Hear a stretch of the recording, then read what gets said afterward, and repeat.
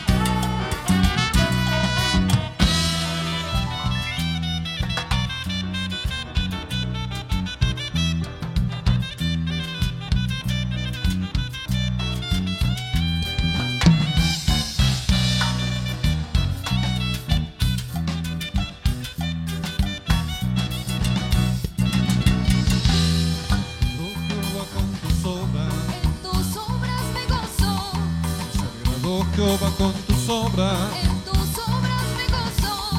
Se ha alegrado Jehová con tus obras. En tus obras me gozo.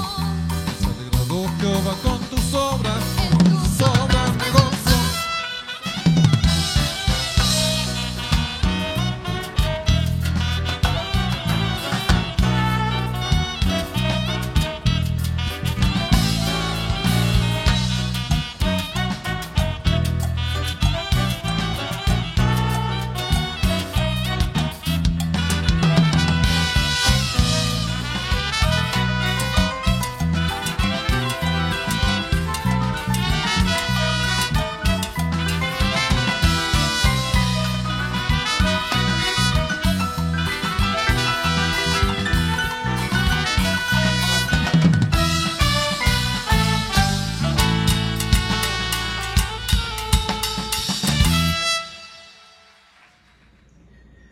Tú eres mi refugio, me guardarás de la angustia, con cánticos de liberación me rodearás. Te instruiré y te enseñaré el camino que debes seguir, te aconsejaré con mis ojos puestos en ti.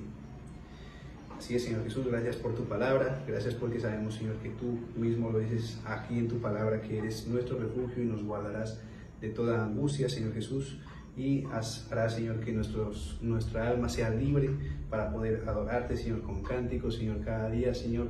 Te pedimos, Señor, que seas tú, Señor, llenándonos, Señor, de ese espíritu, Señor, y de ese sentir, Señor, que busque cada día más y más de ti, Señor Jesús. Porque sabemos, Señor, que sin tu instrucción y sin tus enseñanzas, Señor, no podremos seguir adelante, Señor, hacia tu propósito eterno. Te pedimos, Señor, que nos muestres cada día el camino, Señor, el cual debemos seguir y que nos aconsejes, Señor Jesús, que nunca, Señor, dejes, Señor, de poner tus ojos sobre nuestros propósitos, sobre nuestros planes, Señor, y sobre todo lo que nosotros, Señor, nos propongamos. Ahí siempre estés tú, Señor Jesús, con tu mano poderosa, guiándonos y dándonos, Señor, el respaldo, Señor Jesús, y sobre todo, Señor, corrigiendo, Señor, todo lo que no te agrade, Señor, de cada uno de nosotros. Te pedimos que nos bendigas y nos acompañes en el poderoso nombre de Cristo Jesús. Amén y amén. Torre fuerte es el nombre del Señor. Torre fuerte es el nombre del Señor. Torre fuerte es el nombre del Señor. Torre fuerte es el nombre del Señor.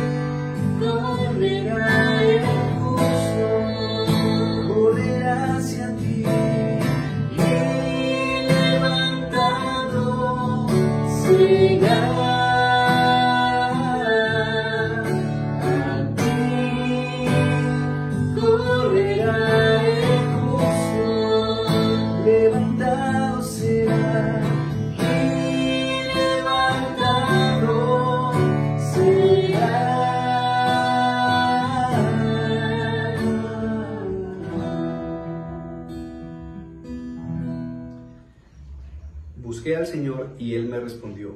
Me libró de todos mis temores. Los que miran hacia Él resplandecen de alegría. Nunca más volverán a sufrir vergüenza. Así es, Señor, te damos gracias porque nos das, Señor, de tu palabra y sabemos, Señor, que si buscamos, Señor, cada día de ti, nunca, Señor, seremos avergonzados, Señor. Si buscamos de ti, siempre nos responderás y estás presto, Señor, a oír cada una de nuestras peticiones y nuestras oraciones.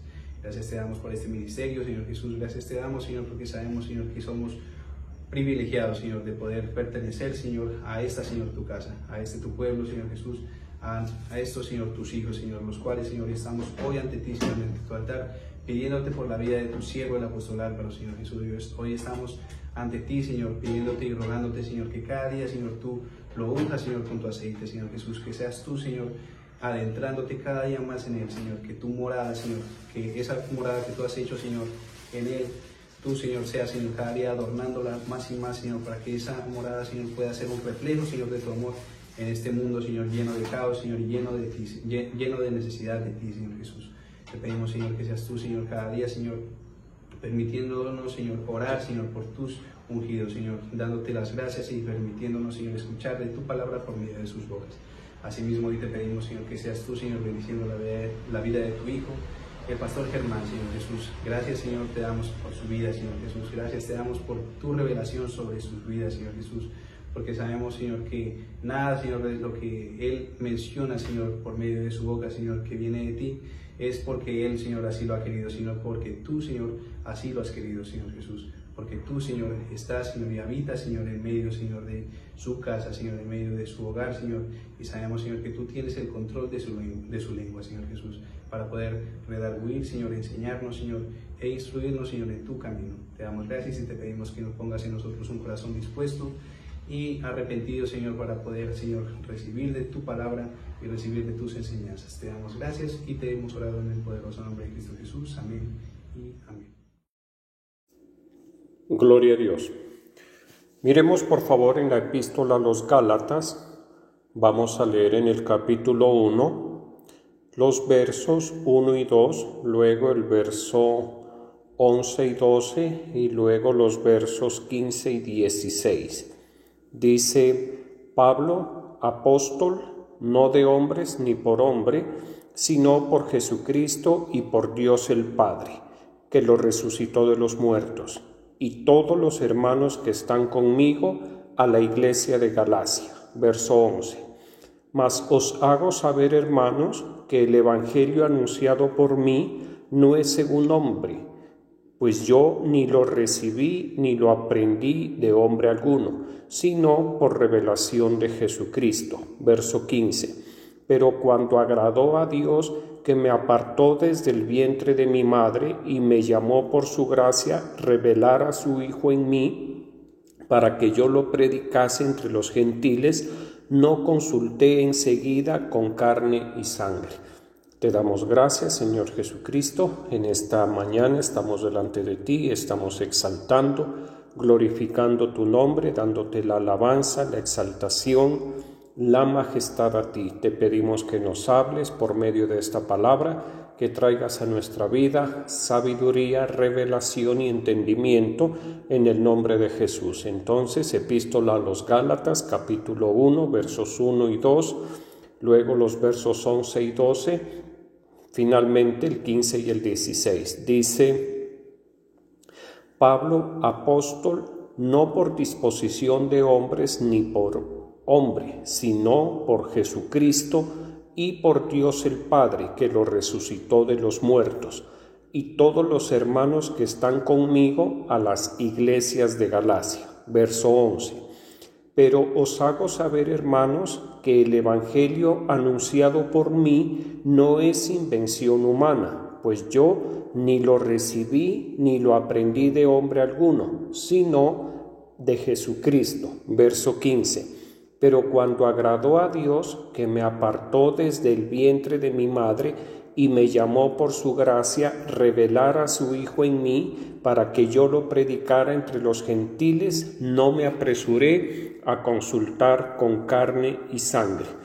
Bueno, en estos versos del primer capítulo de la carta del apóstol Pablo a los hermanos de Galacia, les está hablando, hace esta introducción, y en esta introducción les habla acerca de algunas verdades espirituales tocantes al llamado de Dios que el Señor le hizo a Pablo, pero que cobra muchísima importancia porque el llamado que Dios le hace al apóstol Pablo lo hace para predicar el Evangelio de nuestro Señor y Salvador Jesucristo. Ese llamado que el Señor le hace al apóstol Pablo lo hizo a partir de la fe, no lo hizo a partir de la ley. Podríamos decir en este contexto que el llamamiento del apóstol Pablo es un modelo para toda la iglesia de nuestro Señor y Salvador Jesucristo, así como hay otros modelos en las Santas Escrituras con los cuales pues nosotros nos podemos identificar perfectamente. Le pongo el caso del modelo del llamado de Abraham. ¿Por qué el caso del modelo de Abraham? Porque el modelo de Abraham es por excelencia el llamamiento por fe para conocer y servir a Dios. Y aquí, para entender esto y aclarar un poquito esta temática, tengamos en cuenta el caso del sacerdocio en el Antiguo Testamento. Recordemos que en el Antiguo Testamento, de todas las tribus de Israel, de las 12 tribus de Israel, había una tribu que era la tribu de Leví. Y de la tribu de Leví, el Señor, por su disposición, decidió que tanto Leví como sus descendientes fueran sacerdotes para él. ¿De acuerdo? Entonces, toda la descendencia de Leví, por el solo hecho de ser descendiente de Leví, hacía o tenía, más bien por derecho propio, digámoslo así, por derecho concedido por Dios y guardado a través de las generaciones, tenía el derecho y la función sacerdotal. Así no quisiera. Simplemente por ser descendiente de Leví, ya el llamamiento para servir a Dios estaba intrínseco. No así con el llamado que Dios le hace a Abraham. Abraham no recibió nada de llamamiento por medio de la tradición familiar. De hecho, su padre, Taré, pues nada tenía que ver con Dios nuestro Señor. Era más bien era un pagano prácticamente, ¿sí? Y en estos días, leyendo acerca en el libro de, si no estoy mal, de Ezequiel, hablaba acerca de eso, ¿no? Los antecesores, los ancestros de Abraham, nada tenían que ver con Dios. ¿Listo? Sin embargo, Dios llama a Abraham, el Dios verdadero llama a Abraham, y Abraham le responde pues de una forma extraordinaria. Sí, entonces les decía, en este pasaje pues el apóstol Pablo está tratando esa temática que tiene que ver con el llamamiento, y el llamamiento es uno de los temas mejor, que son los ejes o los fundamentos de la profesión de fe de cada uno de los creyentes. Son unos temas pues importantísimos, junto con la justificación o con el perdón de pecados, podríamos decirlo, que es prácticamente lo mismo, etcétera, etcétera. Son temáticas pues que siempre hay que tenerlas en cuenta, hay que leerlas, volverlas a leer, estudiarlas, analizarlas, y lo más importante, identificarnos nosotros con esas enseñanzas, que la suma de estas enseñanzas conforman la doctrina del Evangelio o la doctrina cristiana.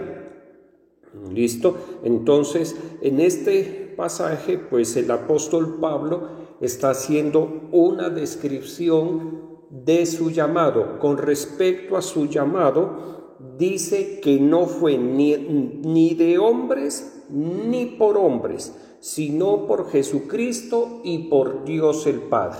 ¿Qué quiere decir eso? Que ni los hombres escogieron a Pablo para que sea un apóstol de Jesucristo, ni él a sí mismo se decidió a servir al Evangelio de Jesucristo. No fue una inclinación personal del apóstol Pablo, no fue una decisión personal de él servir al Evangelio de nuestro Señor Jesucristo. De hecho, pues muchas veces lo hemos visto, él era todo lo contrario, era un opositor, estaba en el extremo opuesto. Por eso el testimonio del apóstol Pablo es un modelo tan importante y que debemos conocer y reconocer y homologarlo, digámoslo así, con el llamado que Dios ha hecho a nuestras vidas. Por eso dice que no fue ni de hombre ni por hombres, ni por iniciativa del apóstol Pablo, ni por iniciativa de otros hombres. Generalmente, cuando los hombres nombran a alguien para desempeñar un cargo, pues se mira que esa persona tenga las mejores características para el cumplimiento de ese cargo o de esa función, el más conocedor, el más elocuente, el de más experiencia, etcétera, etcétera, etcétera. Dios no tiene en cuenta eso. Lo que los seres humanos tenemos en cuenta para designar a alguien para un cargo, Dios no lo tiene en cuenta. Y eso es lo que el apóstol Pablo está expresando, que el llamado de él no corresponde a la voluntad ni de él ni de otros hombres. No hay un acuerdo humano para que el apóstol Pablo sea llamado para el servicio a Dios. Y esto pues es muy contundente en el caso del apóstol Pablo. ¿Por qué? Porque a diferencia de los otros apóstoles recibieron la doctrina, conocieron la doctrina del Evangelio de primera mano de nuestro Señor Jesucristo. Durante su permanencia con el Señor Jesucristo en los 3 años de su ministerio terrenal, el Señor Jesucristo les dio todos los fundamentos de la doctrina de su Evangelio. En el caso del apóstol Pablo es completamente diferente. El Evangelio, la doctrina, el apóstol Pablo la recibió por revelación de Jesucristo. Así dice claramente. Dice, no lo recibí ni lo aprendí de alguno, sino por revelación de Jesucristo, dice en el verso 12. Y eso es bien, bien importante. ¿Por qué? Porque, como le digo, Pablo antes tenía otra doctrina. Pablo era un experto, era un fariseo de fariseos en una doctrina muy diferente, en la doctrina opuesta a la doctrina del Evangelio. ¿Cuál es la doctrina del Evangelio? La doctrina del Evangelio es la doctrina de la gracia, de la justificación del ser humano por medio de la gracia del Señor Jesús. Y Pablo estaba en una doctrina muy diferente, en la doctrina de la justificación por medio de la obediencia a la ley, no a la fe, sino a la ley. Como vemos, es completamente opuesta. Pero luego de que el Señor, por su propia voluntad, conforme a su beneplácito, decide llamar al apóstol Pablo, le revela la doctrina.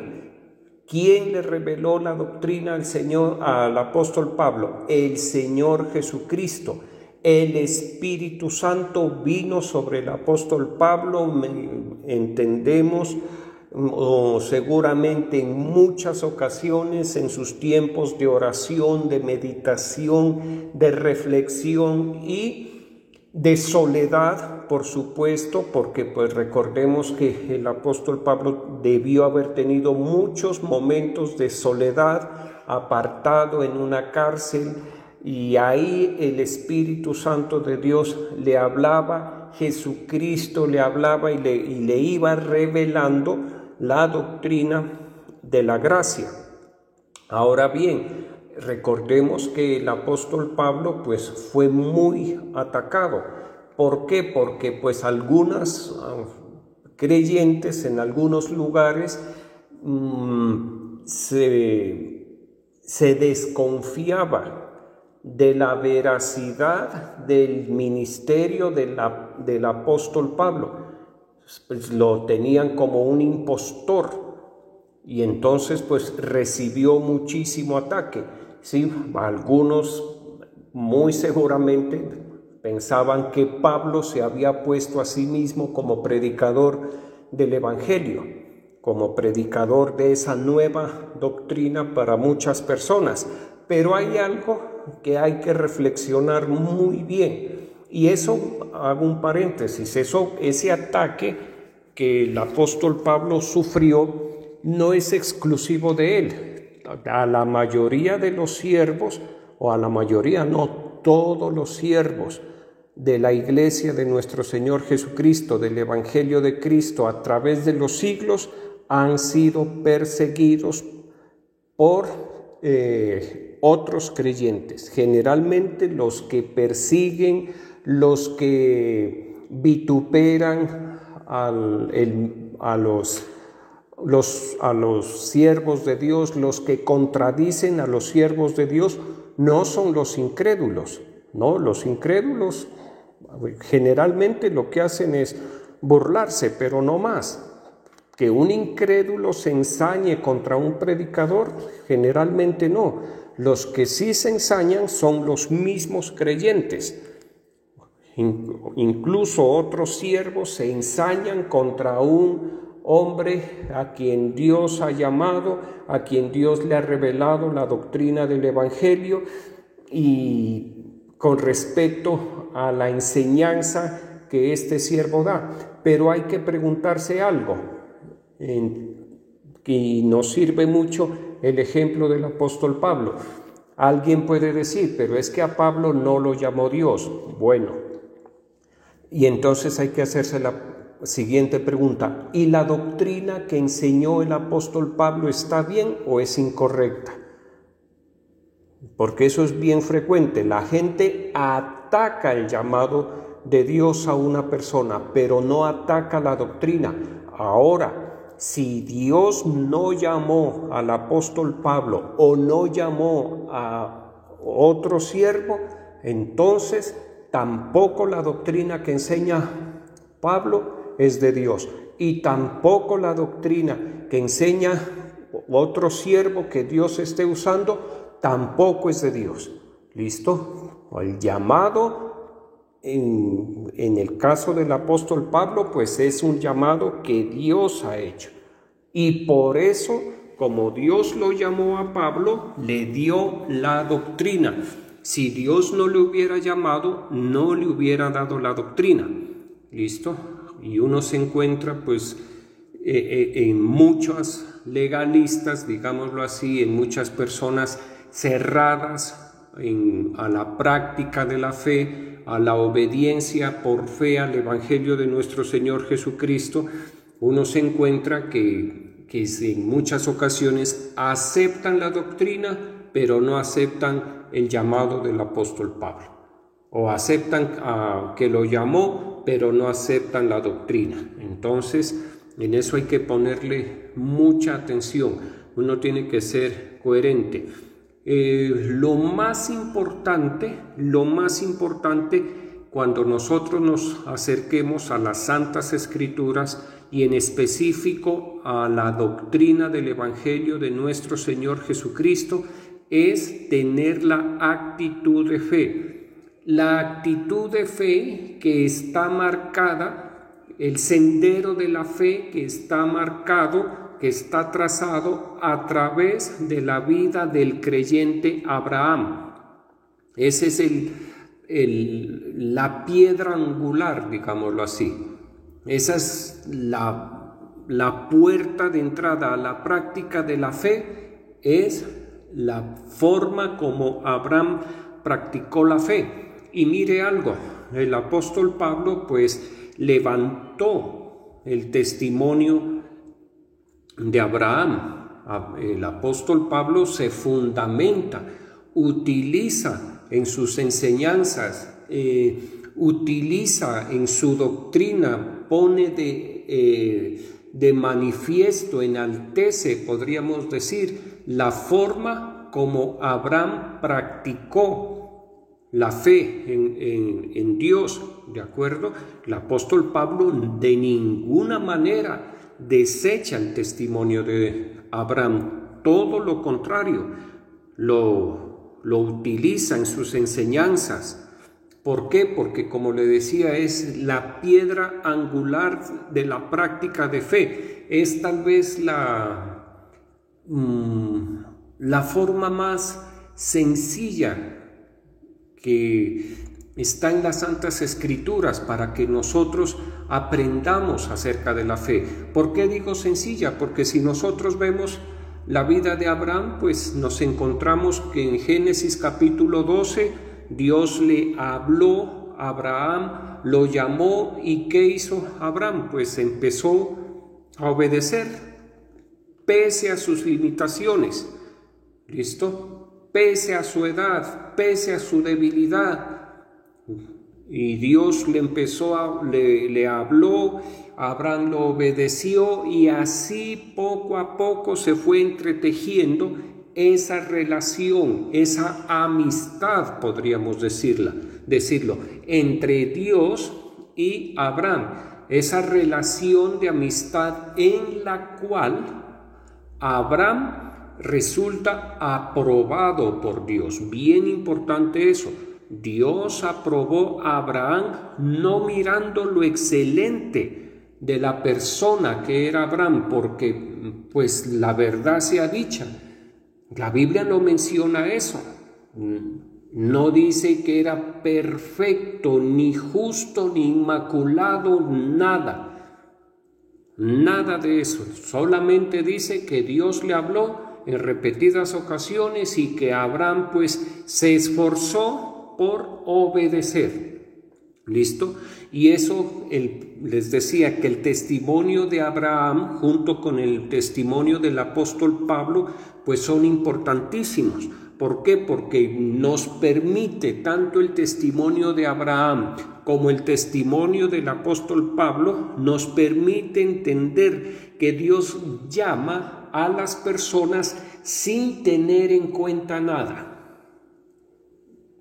¿Listo? Y por eso es que a veces el incrédulo y aún en la iglesia las personas se equivocan en su juicio, ¿sí?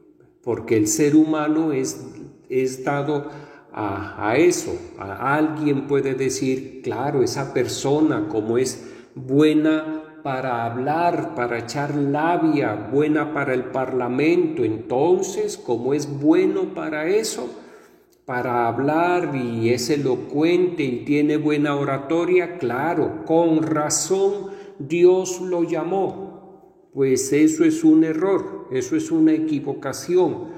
Y para la muestra está el testimonio de Moisés.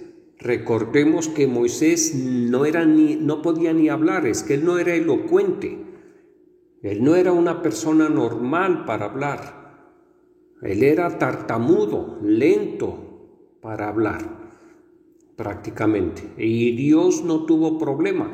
Sin embargo lo llamó y Moisés le puso de manifiesto esa limitación que él veía, que él reconocía en sí mismo. ¿Y qué le dijo Dios? No te preocupes, ahí está tu hermano Aarón, él será el que hablará por ti. ¿Sí? Y entonces eso es bien importante. El Señor llama a las personas sin tener en cuenta nada. ¿Listo? Por eso en muchas ocasiones llama a personas que tienen un pasado pues difícil, personas que han estado en la droga, personas que han estado en la delincuencia, personas que han tenido comportamientos reprochables desde el punto de vista moral, aún desde el punto de vista jurídico, penal. Podemos decir, Dios no tiene problema con eso. Él es autónomo y sus planes y sus formas, digámoslo así, y son muy, muy diferentes. Es que la mente de Dios no es la mente del hombre. Ahí sí debemos tener eso muy presente. Los pensamientos de Dios no son los del hombre. ¿Por qué? Porque la mente de Dios no es como la mente del ser humano. La mente del ser humano, al igual que sus pensamientos, son muy limitados. La mente de Dios es completamente ilimitada. ¿Listo? Entonces, ante una mente ilimitada, ante unos pensamientos ilimitados, ¿qué hacemos nosotros para relacionarnos si nosotros tenemos una mente limitada y unos pensamientos limitados? ¿Cómo nos relacionamos con la mente y los pensamientos de Dios? Por medio de la fe, creyendo con ingenuidad, como niños. Por eso dice que debemos creer y recibir el Evangelio como niños. ¿Listo? Es la única posibilidad. Nosotros, nuestra mente limitada no puede con lo ilimitado de la mente de Dios. Entonces, la recomendación que el mismo Señor nos da es: si quieren relacionarse conmigo, sean como niños. De lo contrario, van a tener todas las dificultades. ¿De acuerdo? Bueno, muy bien. Entonces, les decía, la mentalidad de niños, el tener una mente de niños para relacionarnos con Dios, es lo ideal, es lo óptimo. Hay cristianos que tratan de relacionarse con Dios de forma muy diferente a lo que Él recomienda. Él nos recomienda, nos advierte que debemos ser como niños. Y uno se encuentra creyentes que en lugar de tener ingenuidad, la ingenuidad de un niño, lo que están es llenos de malicia. ¿Sí? Malicia en su relación con el Señor, en los pensamientos de Dios, en los propósitos de Dios, en la forma como se revela a la iglesia. Y entonces generalmente esas personas pues no van a poder. Podrán estar un tiempo, pero generalmente llega el momento en que terminan apartándose, porque es muy difícil. Es muy difícil cuando nosotros nos relacionamos con Dios nuestro Señor, como lo hizo Abraham, con una mentalidad de niño, con una mentalidad con ingenuidad, sin malicia. Eso asegura que nosotros lleguemos hasta el final, que el Señor pueda completar, terminar la obra que un día empezó en cada uno de nosotros, que ese es el propósito, que la obra que Él empezó en nosotros llegue a su fin, así como sucedió en la vida de Abraham, que la obra de Dios Él la pudo terminar. Y como le digo, mire cómo es Dios. Por la vida de Abraham, pues, el propósito de Dios en Abraham no fue frustrado por nada, ni por la debilidad, ni por los errores, ni siquiera por la edad de Abraham. Nada frustró los planes y propósitos de Dios para con la vida de Abraham, a pesar de lo maduro, de lo entrado en años que ya estaba Abraham. ¿Listo?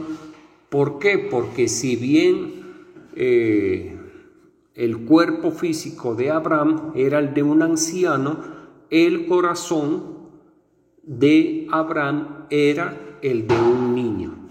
Abraham podía tener 95, 99 años, pero su corazón era el corazón de un niño. Y eso es lo que el Señor quiere que nosotros aprendamos.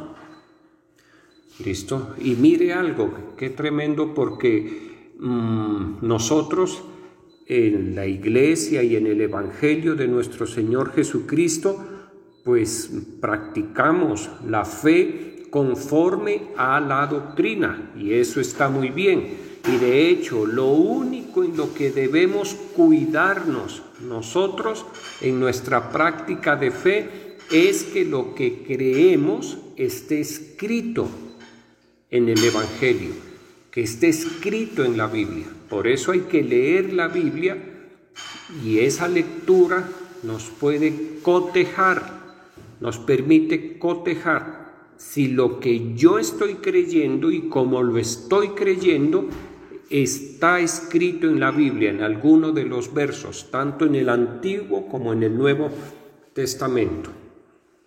Sí, y les decía, el caso de Abraham pues es muy, muy interesante.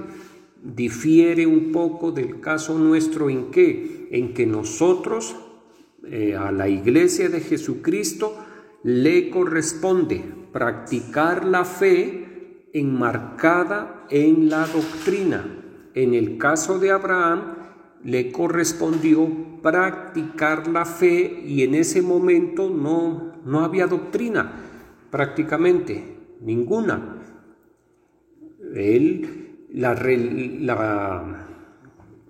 La práctica de la fe de Abraham quedó enmarcada, digámoslo así, en la promesa. Lo que enmarcó la profesión de fe de Abraham fue la promesa. ¿Cuál promesa? De tener un hijo, y a partir de ese hijo, llamado Isaac, el hijo de la promesa, por eso se le conoce así a Isaac, el hijo de la promesa. A partir de ese hijo, Abraham tendría descendencia,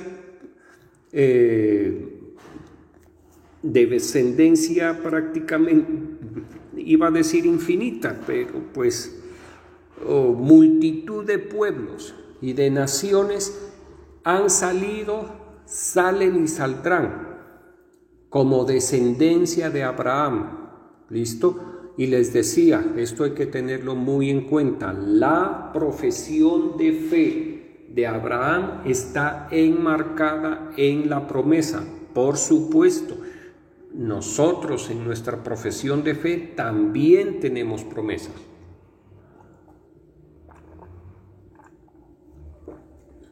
No una, muchas promesas. La promesa más importante, la promesa central para nosotros es la vida eterna.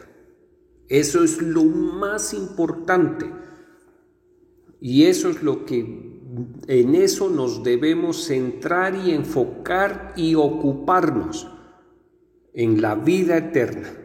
Así como Abraham estuvo centrado en obedecer a Dios para alcanzar la promesa de la descendencia, a nosotros nos corresponde estar muy aplicados, profesar la fe y con la esperanza de la vida eterna. Y así dice la Biblia, mire, el Señor se refiere así, a la esperanza de la vida eterna. Entonces, si bien hay algunas diferencias en cuanto a la profesión de fe de Abraham, pues no por eso deja de ser el modelo a seguir, juntamente con la profesión de fe del apóstol Pablo, con quien nos identificamos muchísimo, porque si bien el apóstol Pablo era judío, de nacionalidad judío, era opositor del Evangelio. Nosotros muy seguramente no éramos opositores del Evangelio, pero no éramos judíos. ¿Listo? Entonces a Pablo se le tiene que revelar el Señor Jesucristo se le revela y le revela la doctrina del Evangelio. Y a nosotros también, el Señor Jesucristo, como no somos judíos, nos debe revelar la doctrina del Evangelio de nuestro Señor y Salvador Jesucristo. Por eso tanto el testimonio del apóstol Pablo como el testimonio de Abraham son tan importantes para que nosotros podamos tener los fundamentos escriturales, bíblicos, doctrinales, para que podamos hacer una acertada, correcta profesión de nuestra fe. Mire que cuando se practica la fe enmarcada en la doctrina, uno a la fija que va a cosechar las bendiciones que el Evangelio de nuestro Señor y Salvador Jesucristo promete. Uno cuando profesa la fe en el marco doctrinal, uno en el tiempo de Dios recibe las bendiciones. Las promesas tienen cumplimiento. Por eso es tan importante la doctrina. Si nosotros profesamos conforme a la doctrina que se nos enseña en las Santas Escrituras, estamos en el camino de recibir las promesas. Y las promesas del Evangelio, pues, en pocas palabras, traen mucha bendición para nuestras vidas. ¿Listo? Miren, uno se encuentra casos de personas que no son juiciosos en su profesión de fe, no tienen en cuenta la doctrina. ¿Qué quiere decir eso? Que creen a su manera. ¿En cuántas ocasiones hemos escuchado eso nosotros? Sí, yo creo en Dios, pero a mi manera. Muchos de nosotros creíamos así, a nuestra manera, sin tener en cuenta la doctrina. La doctrina nos saca de ese,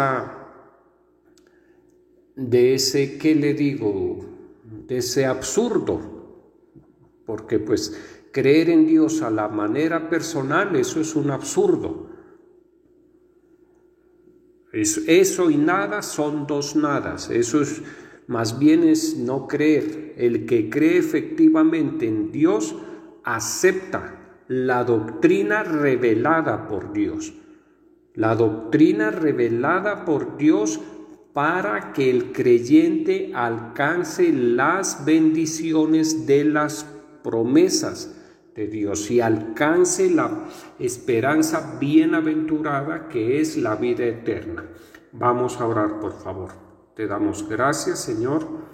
En esta mañana estamos delante de ti, estamos exaltando, glorificando tu nombre, Señor Jesucristo. Yo te pido que bendigas los tributos de tus hijos y de tus hijas, lo que ellos presentan, Señor, en el altar, que seas tú bendiciéndolo. Gracias por la fe que les has dado, Señor, porque nosotros sembramos, tributamos, presentamos nuestras ofrendas, diezmos, pactos por fe, no por ley, sino por fe, única y exclusivamente por fe, como lo hizo Abraham.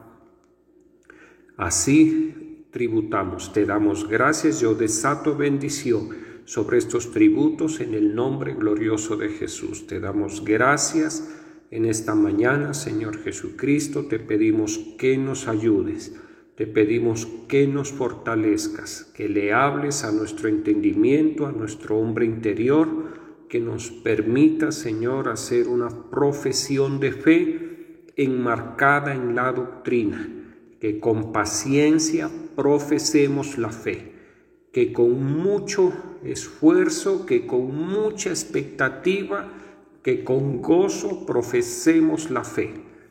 ¿Por qué?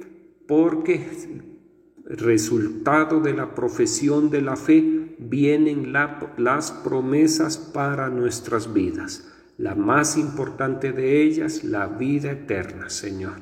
Gracias, yo estoy orando por las familias de la iglesia, por cada familia en especial, por las familias de la iglesia Torrefuerte de Genezaret, que les ayude, Señor. Ayuda a los padres, a los hijos, ayuda a cada familia en todo, en la salud, en el hogar, en la economía, en el ministerio, Señor. Gracias te damos en esta mañana. Oramos por el señor presidente Gustavo Petro, Señor, por su gabinete, por todas las personas que le colaboran, Señor, por los alcaldes, gobernadores, Señor. Ten misericordia de Colombia, Señor. Ayuda a Colombia, Señor. Dirige a nuestros gobernantes para que Colombia sea bendecida, para que tu iglesia reciba bendición, Señor. Te damos muchas gracias. Yo bendigo la vida de tus hijos y de tus hijas en el nombre del Padre, del Hijo y del Espíritu Santo. Amén.